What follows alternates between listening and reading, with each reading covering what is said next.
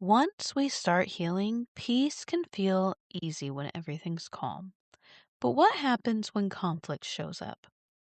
When our nervous system wants to shut down or please our way back to safety? This is where true transformation begins.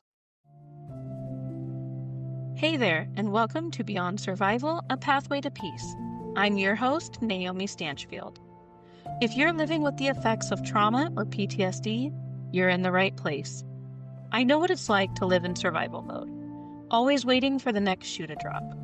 For years, I searched for peace, for a way to feel safe in my own body again. That search became the foundation of the work I do today as a trauma-informed coach. This podcast is here to support you as you begin your own journey towards a calmer, more peaceful life. Each week, we'll explore real tools, heartfelt conversations, and simple practices to help you heal, one step at a time. You don't have to walk this path alone. Let's take it together. Over the past few weeks, we've walked through what I like to call the foundations of inner safety. We started with cultivating self love, reconnecting with the truth that you are worthy and lovable just as you are. Then we explored our attachment patterns and love languages, learning how they shape the ways we connect. Last week, we faced the deep work of processing past relationship trauma.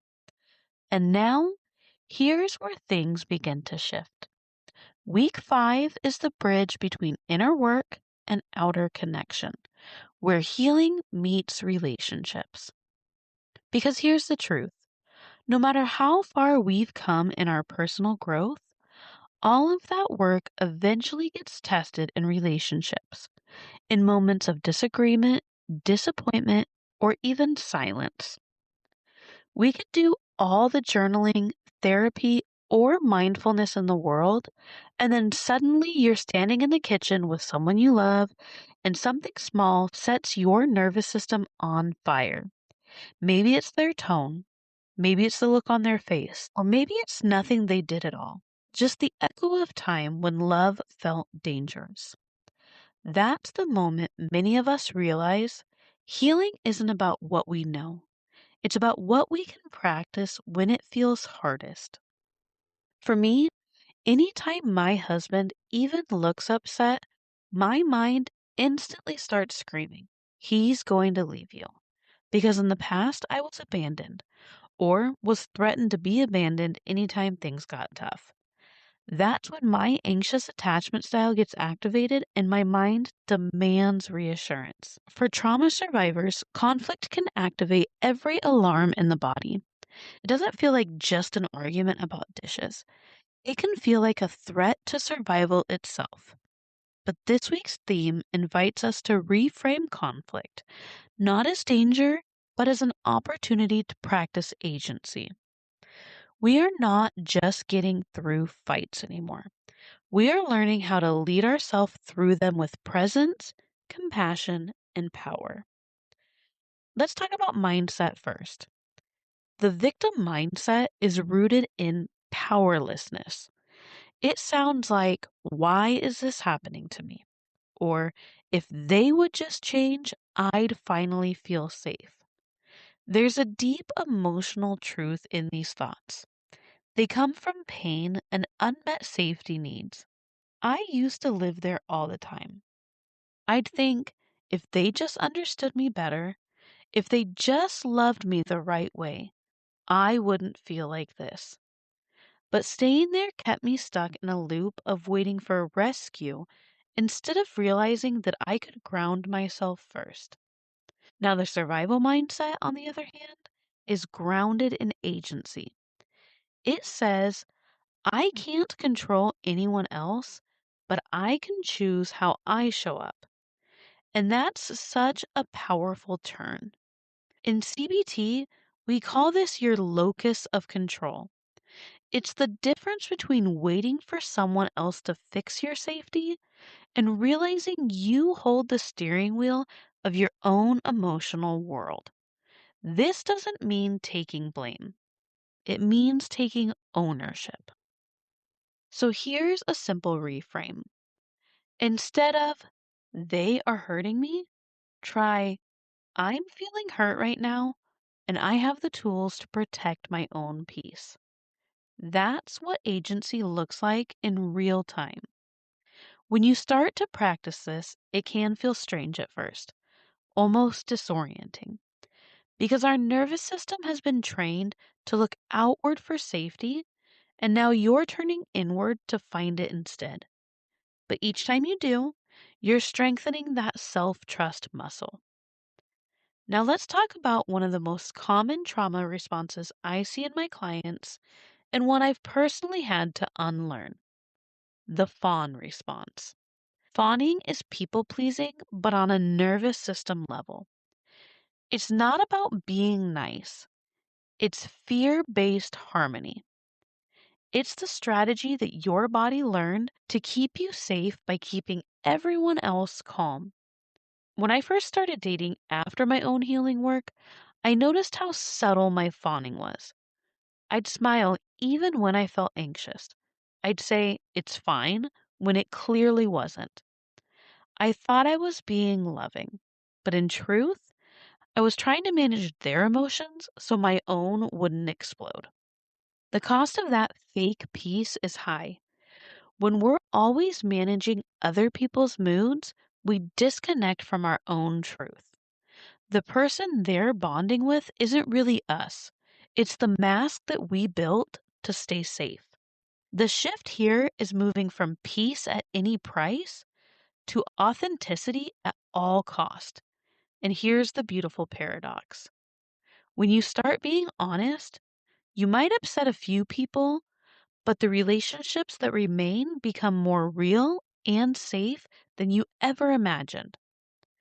Let's try this CBT thought challenge.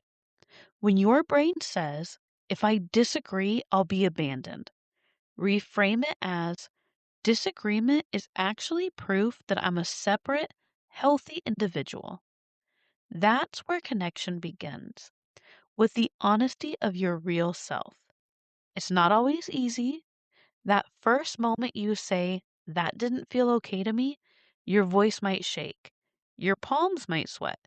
But every time you speak truth, your nervous system learns, I can be honest and still survive. Now let's move into the body. Because when conflict happens, logic often leaves the room and your nervous system takes over. I want you to pause and do a quick internal check in. When someone raises their voice, what happens in your body? Does your chest tighten? Does your stomach drop? Do your shoulders freeze? That awareness is your map back to safety. There's this thing called the window of tolerance, and it describes how much intensity your nervous system can handle before you move into hyperarousal, which is fight or flight, or hypoarousal, which is freeze or numb. After trauma, that window can be tiny, but the more you practice regulating, the wider it gets. I remember the first time I noticed my own shift. My partner and I were having a disagreement, and I felt that familiar tension rising. In the past, I would have started over explaining or agreeing with them, even if I didn't, just to keep the peace. But that day I caught myself. I felt my feet on the ground, and I took one long, deep breath. And I realized I don't have to disappear to stay safe. I can breathe and stay present. That moment changed everything for me. There are two somatic tools that you can help in those moments. The first one is called pendulation. If the conversation feels too hot or heavy, shift your focus to a resource, like feeling your feet on the floor, the weight of your body in the chair, or the texture of something soft in your hands. Move back and forth between the uncomfortable or unsafe feeling and the safety cue. This tells your body, I can feel challenge and still come back to calm. The second one is called titration. Instead of tackling entire issues at once, break it down. Talk about just one small piece for 5 minutes. That keeps you connected without becoming overwhelmed. These micro moments of communication are how big healing happens. Once you feel grounded, you can use what I call the survivor script. It brings together three parts: your thoughts, your sensations, and your needs. It sounds like this: I am noticing whatever somatic sensation it is. I'm telling myself the story that, whatever your thought is, I need either a boundary or an action to feel safe enough to stay in this conversation. For example, I'm noticing my heart racing. I'm telling myself the story that you're angry with me. I need to take a breath before responding so I can hear you clearly. This script invites connection without self abandonment. It slows everything down and gives you language when your body is screaming to shut down. You can also use mirroring to strengthen mutual understanding. Try saying, "What I hear you saying is blank. Did I get that right?" Instead of over explaining or defending, you're opening a bridge for communication. And if things feel too big, take what I like to call a sacred timeout. This is not an escape, but self regulation. You're showing your nervous system that safety matters more than speed. Just communicate that pause with care. Something along the lines of, I need a moment to come back to myself, and I'll return to this conversation when I can. That one phrase can change the tone of an entire relationship. Now, as I wrap up, I want to leave you with this mantra: I'm not my trauma response. I'm the one guiding it. I can stay connected and safe even when conflict arises. Let this settle into your nervous system as a truth. You are not broken for having reactions. You are human. And every time you pause, notice, and choose consciousness, you are building a new pattern, one that is rooted in peace, not protection. This week's homework is simple. Notice one moment when your body wants to fawn or please just to avoid friction. Pause and take 3 deep breaths. Feel your feet on the floor. And then speak one small truth instead. It doesn't have to be dramatic. Even one sentence of honesty is an act of healing. Next week, we'll continue this journey as we explore boundaries as a pathway to intimacy. Because safety isn't just the absence of conflict, it's the presence of truth. Thank you so much for joining me today on Beyond Survival, A Pathway to Peace. I'm so grateful to walk alongside you on this journey. Remember, healing isn't about perfection. It's about returning to yourself one small step at a time. Every time you show up for yourself like this, you're building something beautiful, a life beyond trauma. Healing is a journey, and every step, no matter how small, is meaningful. Be gentle with yourself along the way, and remember, you don't have to do it alone. If you're finding things especially hard right now, please don't hesitate to reach out for professional support. You don't have to do this alone. Help is out there and healing is possible. If this episode resonated with you, feel free to share it with someone on their own path.